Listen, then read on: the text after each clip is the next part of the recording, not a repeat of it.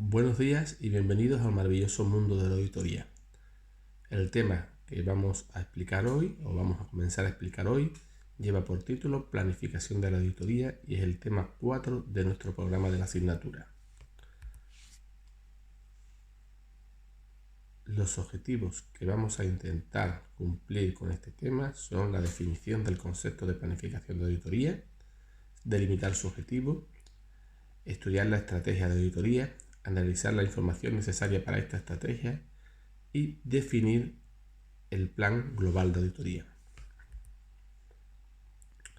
Para ello, la planificación de la auditoría podemos entenderla como un puzzle que no se completa hasta el final del trabajo de auditoría. Este final se enmarca o se sustenta en una serie de documentos que se conocen como papeles de trabajo. De tal manera, la planificación de la auditoría está basada en una serie de conceptos que iremos desarrollando en el siguiente tema, como es la valoración del riesgo y la respuesta que tiene el auditor ante este riesgo. Este riesgo se puede dividir en unos conceptos que se llaman riesgo inherente y riesgo de control, que se estudian y valoran a través de las pruebas de cumplimiento y pruebas sustantivas que ya vimos en el tema anterior, y del concepto de importancia relativa que también veremos en el siguiente tema.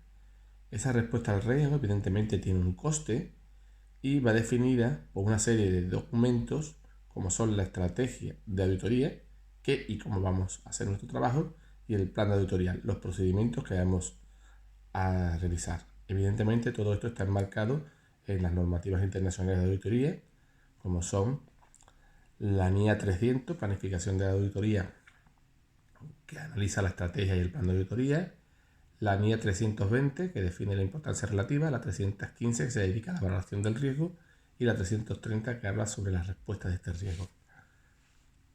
En esta transparencia estamos viendo que esa pieza del puzzle que completa todos esos conceptos que hemos analizado, hemos resumido brevemente en la transparencia anterior, tiene por objeto también conocer la entidad y el entorno, ¿vale? Cosas que ya hemos analizado pormenorizadamente cuando hablábamos de los sistemas de control y todos los elementos que en ella iban incluidos. De tal manera que la planificación tiene una serie de ventajas. En primer lugar, cuando hacemos la planificación, vamos a identificar los aspectos contables de auditoría más importantes que afectan a la empresa. Eso es importante para a la hora de delimitar qué aspectos vamos a dedicarle más o menos tiempo. También vamos a identificar puntualmente los problemas que pueden surgir a lo largo de nuestro trabajo. Vamos a asignar por ello un personal suficiente con experiencia y conocimiento tanto de la empresa como del sector.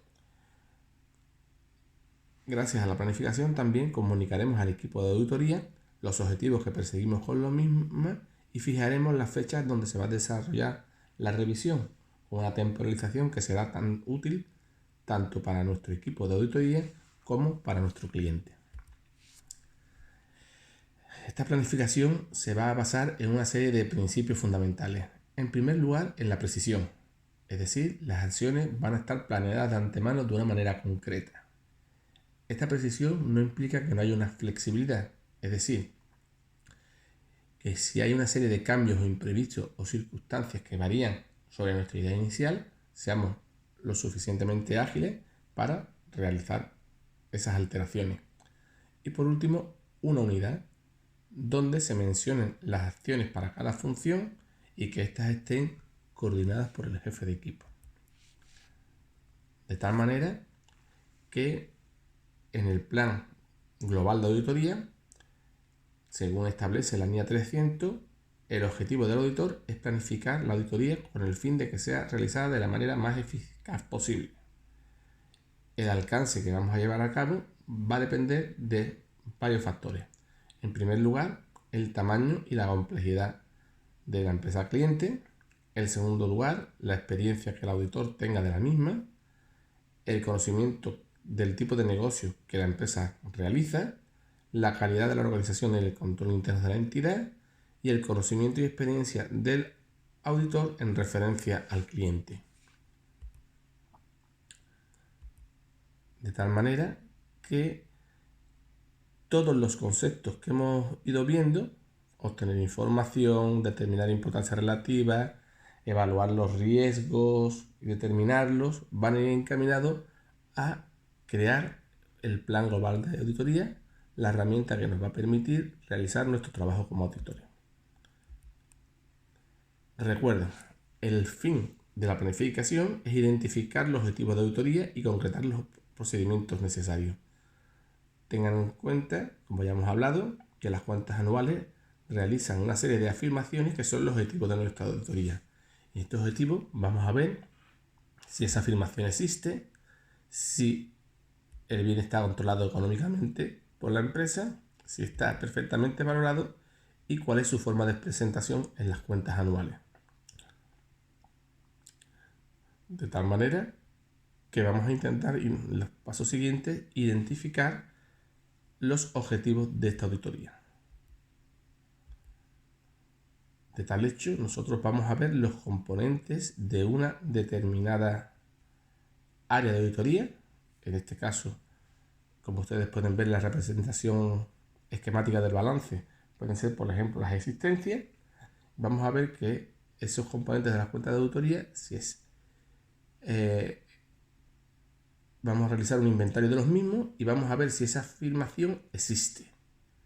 Por tanto, el objetivo de la auditoría es ver si los inventarios existen físicamente, por lo cual el procedimiento que podemos realizar y podemos planificar es la observación física del recuento de inventario. Es decir, que el auditor esté presente en el momento que se haga el inventario de las existencias.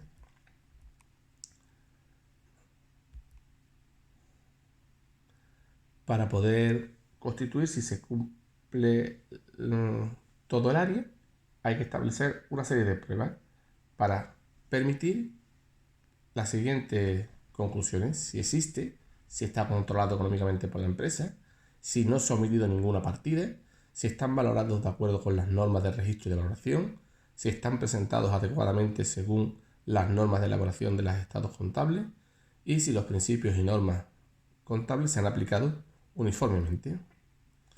De tal manera que lo primero que tenemos que ver es que existan o que ocurran, ¿vale? Es decir, los activos y los pasivos existen en una fecha dada, bien cuando se adquieren, bien cuando se ocurre la obligación.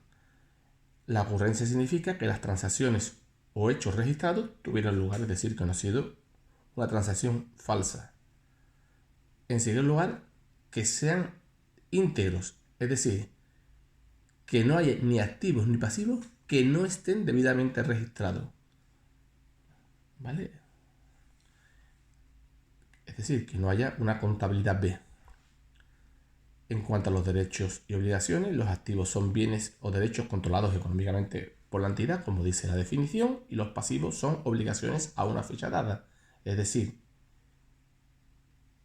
que el fundamento conceptual del bien u obligación que estamos analizando se cumple. Asimismo, tenemos que tener en cuenta que su valoración o medición haya sido correcta, es decir, que en cuanto a la valoración, tanto los pasivos como los activos estén registrados de acuerdo a un modelo de valoración aceptado en nuestro plan general de contabilidad y que en cuanto a la medición, la transacción se registra por su justo importe y los ingresos y los gastos, en este caso, en el periodo concreto, siguiendo el principio de correlación de ingresos y de gastos y de devengo.